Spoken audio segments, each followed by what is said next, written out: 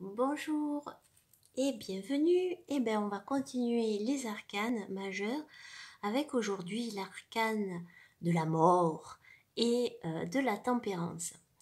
Alors la carte de la mort, c'est une carte qui fait souvent peur parce qu'on y associe la mort physique, alors qu'en fait, on ne nous parle pas véritablement de cette mort-là. On parle d'une mort symbolique, c'est-à-dire que l'on va se débarrasser de certaines choses. Alors peut-être pas, voilà, on peut être aussi dans la souffrance, mais on va se débarrasser de certaines choses et renaître à autre chose. Le chiffre 13, donc on a toujours ce 10 qui va correspondre à un nouveau cycle, un cycle, on va dire, à un état supérieur. Et on a le 3. Le 3 va correspondre donc à l'impératrice. Donc on a cette notion en fait de créativité que l'on va devoir mettre en place, mais à un niveau supérieur. Alors dans cette carte de la mort, on va dire dans le rider, si on prend cette carte-ci, il y a énormément de symboles. C'est-à-dire que on voit sur cette image que cette mort sur son cheval, elle est bien présente ici. Qu'est-ce qu'on observe? On voit un enfant, on voit un personnage qui a l'air un petit peu effrayé, on voit un roi mort ici, on voit voilà quelqu'un de, comment dire, un religieux qui presque l'accueille, cette mort-là. On a la présence ici derrière d'un soleil. Donc ça signifie quoi ces symboles-là? C'est en fait ça nous parle beaucoup cette carte de l'ego. L'ego, c'est tout ce que l'on va développer de son enfant jusqu'à l'âge adulte en fait, et qui nous permet voilà, de vouloir certaines choses dans la vie, de se conformer ou pas aux autres. En tout cas, voilà, c'est tout ce qui fait qu'on va porter des masques en permanence. Au travail, on sera différent de chez soi, etc. Donc, c'est tout ce que l'on a construit. C'est pour ça qu'ici, on a comme un chemin qui se suit, c'est-à-dire que l'enfant, lui, comme il n'a pas d'ego, à la limite, presque, il va vouloir aller voir la mort. Le personnage ici, un peu plus âgé, qui pourrait correspondre à l'adolescent, l'adolescente ici, commence à être effrayé. Le roi, lui, qui est carrément l'adulte, lui, est terrassé par la mort. Et le religieux, lui, qui quelque part s'est dépouillé de son ego, puisqu'il s'est mis au service, on va dire, d'une vision supérieure, donc lui accepte quelque part ce qu'il va se passer. Parce que encore ici dans cette version du rider, elle est un petit peu différente de la version que l'on trouve dans le Rider-Waite classique, voilà, que je vous invite à voir, parce que le religieux dans la version classique est en position de prière, d'accord? Donc lui, il a carrément renoncé en fait à son ego. Il y a beaucoup de choses dans cette carte. Au niveau déjà du drapeau, on peut y retrouver une rose blanche qui va nous signifier la pureté. On peut y retrouver des grains comment dire, des épis de blé qui vont nous montrer, nous indiquer la fécondité. Donc il y a beaucoup de symboles. Et le soleil ici nous montre quoi entre ces deux tours?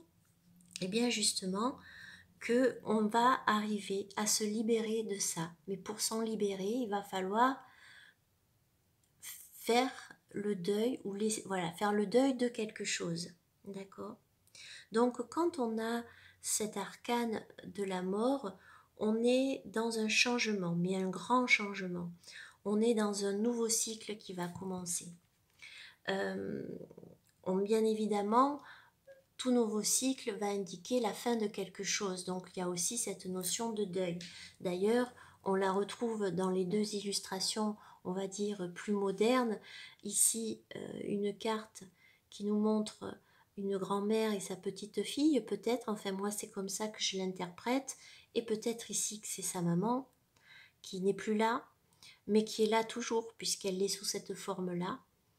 Ou peut-être que c'est une métaphore aussi de cette petite fille qui un jour se transformera et devra laisser certaines choses de son enfance derrière elle. Ici, on a quelque chose de plus glacial quand même, c'est que même si l'on voit qu'il y a une existence après la mort physique, voilà, disons que le côté morgue est un petit peu plus difficile à... peut faire plus peur, on va dire. Voilà. Donc, quand on a cet arcane de la mort dans un tirage et qu'elle a une valeur positive, qu'est-ce qu'on l'envoie y voir? C'est qu'on va nous parler de transformation, d'abandonner des choses, mais des choses qui nous font du mal, qui nous étouffent. Donc, on est dans un changement qui va être positif, dans une vie, une nouvelle vie qui va s'ouvrir. Bien évidemment, ça peut nous parler de déménagement, pour être, on va dire, un peu plus concret, mais aussi, c'est une épreuve, parce qu'il va falloir laisser de côté certaines choses. Est-ce qu'on est prêt à renoncer à un certain confort pour accéder à du mieux? Ça aussi, c'est toute la question. Donc, quand on a une mort, au niveau d'une personnalité mort, ça serait quoi par exemple? C'est des personnes qui, dans leur vie, ont eu de, comment dire, euh, qui sont résistantes. Pourquoi ces personnes, elles sont résistantes? Parce que justement, elles ont connu dans leur vie beaucoup de deuil. Alors de deuil, c'est pas, voilà, obligatoirement perdre un être cher, mais de deuil, voilà, des vies qui sans cesse doivent recommencer, repartir de zéro, se battre, etc. C'est des personnes donc qui n'ont pas besoin des autres pour vivre. Enfin, disons qu'elles vont à l'essentiel et qu'elles sont justement capables de résilience, d'accepter et de transformer leurs épreuves en quelque chose de positif, justement, parce qu'elles ont l'expérience et elles ont cette endurance-là. Et c'est des personnes qui auront, on va dire, un esprit d'analyse, un petit peu comme la justice, par exemple. Elles seront bien, elles auront cette intuition-là. Elles sont quand même un petit peu aussi des électrons libres parce que justement elles ont cette énergie de vie. Toujours, elles, malgré les difficultés, elles avancent, elles recommencent, etc. Et que vous dire de plus en positif? Bien évidemment, ce sont des gens qui sont vraiment vivants, donc passionnés aussi dans ce qu'ils font. Maintenant, quand on va parler de la mort en sens inversé, en contre, on va avoir quelqu'un qui n'arrive pas à se libérer d'habitude, à se libérer de situations qui sont pesantes. Bien évidemment, ça peut nous faire penser à quelqu'un qui se raccroche toujours à un passé et donc qui ne vit pas dans le présent. Ça peut montrer par exemple dans certaines situations sentimentales qu'une personne, malgré le côté néfaste ou toxique de la relation, n'a pas la capacité à passer à autre chose. Et ce seront bien sûr des personnes qui n'aimeront pas le changement, voilà, on n'y arrive pas. Ça peut bien évidemment aussi nous montrer que l'on va surmonter un deuil. Donc ça c'était pour le côté renversé. Au niveau de la personnalité, qu'est-ce que ça veut dire? Ça veut dire que l'on va avoir des gens en sens inversé qui vont qui vont être assez inflexibles. Ils ont une attirance pour plusieurs pôles, c'est-à-dire qu'ils peuvent autant aller vers le haut que vers le bas. Donc inconsciemment, ils vont se mettre dans des situations où ils vont se détruire. Voilà, c'est-à-dire justement parce qu'ils n'arrivent pas à se libérer de certaines chaînes, de certains traumas, de certaines choses. Donc ils vont toujours macérer, quelque part stagner dans ça, dans le bas, dans le côté sombre. Donc ça c'était pour l'arcane de la mort, et maintenant on va passer donc à la tempérance, qui est une belle carte du tarot. Alors la tempérance, on est dans le chiffre, non, c'est le chiffre 14. La tempérance, là, on est donc toujours dans un cycle supérieur avec le chiffre 4 qui va correspondre donc à l'empereur. Donc là, on a une stabilité dans cette tempérance qui va surgir. On voit dans la version classique que cet ange a 2 coupes avec cette eau qu'elle transvase de l'une à l'autre, et on voit qu'elle a un pied dans l'eau et un pied sur la terre. Ce qui montre bien qu'elle arrive à tenir en fait les deux mondes, c'est-à-dire avec le spirituel, le pied dans l'eau, et le matériel avec le pied sur la terre. Ça fait un peu flou peut-être. Voilà, pied sur la terre. Donc l'eau ici, on est dans le conscient, on est dans l'émotion.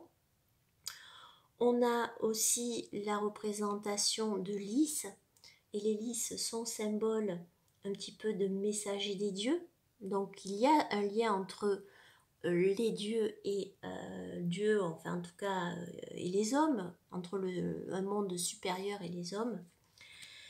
Et on voit bien évidemment sur sa tête comme une sorte de couronne, voilà, d'halo lumineux, qui va donc nous montrer notre moi supérieur, voilà, supérieur. Ici, on voit un personnage dans cette version-là qui tempère les choses entre deux personnes qui ont l'air fâchées. Et là, on a quelque chose d'un peu plus onirique, je dirais, avec cet ange qui a finalement 4 bras et qui arrive à unir la matière, donc le matériel, au spirituel avec ses coupes. On retrouve ici des cristaux, et bien évidemment elle est assise sur la terre, et elle a ce pied donc qui est posé dans l'eau. Donc on va nous parler avec la tempérance d'équilibre, on va nous parler de tension, c'est-à-dire à maintenir quelque part un équilibre. On va nous parler de réconciliation aussi, de concentration. Donc c'est quand même quelque chose de tendu, la tempérance, dans cet équilibre. Donc quand on a la tempérance à l'endroit, dans le sens lumineux, c'est qu'on va arriver justement à concilier la vie matérielle et la vie spirituelle. C'est qu'on arrive aussi à avoir un équilibre entre ce qui est de l'ordre de la raison et ce qui est de l'ordre de l'intuition. On va concilier par exemple sa vie de famille, son boulot. On va faire attention à soi, mais on va faire aussi attention aux autres. D'accord ? On va toujours chercher le milieu le plus juste. Mais bien évidemment, lorsque on est dans le côté psychologique, le fait en fait de travailler sur soi, c'est pas toujours évident. Donc ça va demander quoi ? Ça va demander beaucoup de concentration, et qui dit concentration dit aussi de tension. C'est pour ça qu'on a cette notion-là aussi de toujours maintenir cet équilibre. Ça peut nous parler bien évidemment aussi, on va dire, de guérison, et tout ce qui est de l'ordre de l'empathie, la compassion, la coopération ensemble. Donc quand on a une personne qui serait de type tempérance, on va être quelqu'un qui va être très fort, par exemple, en communication, qui va avoir cette sensibilité à détecter les émotions des autres. C'est quelqu'un qui ne va pas aimer du tout le conflit, il va plutôt préférer, il va avoir cette attitude bienveillante, protectrice, quelqu'un de posé, quelqu'un qui sera très sensible aussi. et qui va avoir un profil un peu comme par exemple les personnes qui travaillent dans le soin. Donc un côté aidant, aider l'autre est important pour la personnalité tempérance. Et en même temps, c'est quelqu'un qui est émotif et qui est aussi intuitif, qui a les deux. Donc ça, on va dire que c'est le côté lumineux. Maintenant, quand on a dans le côté ombre, eh bien justement, on n'arrive pas à réconcilier toutes ces choses, la raison, l'intuition, le travail, la famille. Il y a un problème d'équilibre à ce niveau-là. Donc on va parler de déséquilibre de quelque chose. On va avoir du mal à exprimer ses émotions, donc à communiquer avec les autres. Bien évidemment, comme il y a tout, voilà, il y a un sentiment de frustration aussi. Et on peut, par exemple, si on parle au niveau entre guillemets très médical, ça peut être des gens qui sont soumis à du stress permanent, à des maladies qui vont être liées au stress, à l'angoisse. Au niveau de la personnalité tempérance, dans son côté sombre, justement, on n'arrive pas à gérer l'aspect émotionnel, tout ce qui est émotionnel. Donc, comment on va faire pour essayer de faire comme on peut? On va retrouver des personnes qui auront des addictions à l'alcool, aux médicaments, voilà, certaines choses qui ne sont pas bonnes, mais qui leur permettent faussement, mais voilà, d'avoir l'impression peu que peu de contrôler les choses. Et ça peut être aussi des personnes qui vont être vraiment là dans une ultra sensibilité et qui du coup vont pas avoir d'esprit d'analyse.